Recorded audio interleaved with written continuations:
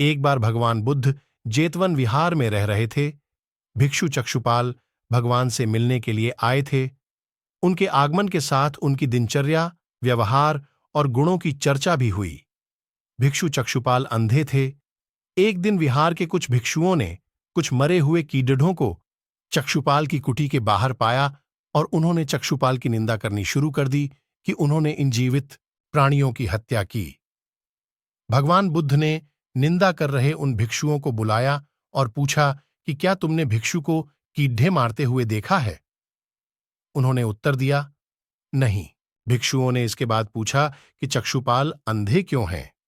उन्होंने इस जन्म में अथवा पिछले जन्म में क्या पाप किए? भगवान बुद्ध ने चक्षुपाल के बारे में कहा कि वे पूर्व जन्म में एक चिकित्सक थे। चिकित्सक को तो पता था कि उस स्त्री की आंखें ठीक हो गई हैं। वह झूठ बोल रही है। उसे सबक सिखाने के लिए या बदला लेने के लिए चक्षुपाल ने दूसरी दवा दी। उस दवा से महिला फिर अंधी हो गई। वह कितना ही रोई पीटी, लेकिन चक्षुपाल जरा भी नहीं पसीजा।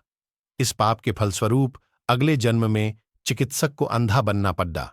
इस पर भगवान बुद्ध ने उन साधकों से कहा कि जैसे तुमने उन्हें कीड़ों को मारते हुए नहीं देखा, वैसे ही चक्षुपाल ने भी उन्हें मरते हुए नहीं देखा और उन्होंने कीड़ों को जानबूझकर नहीं मारा है, इसलिए उनकी भर्त्सना करना उचित नहीं है।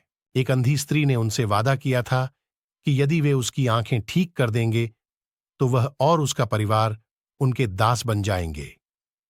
स्त्री की आंखें ठीक हो गईं, पर उसने दासी बनने के भय से यह मानने से इनकार कर दिया।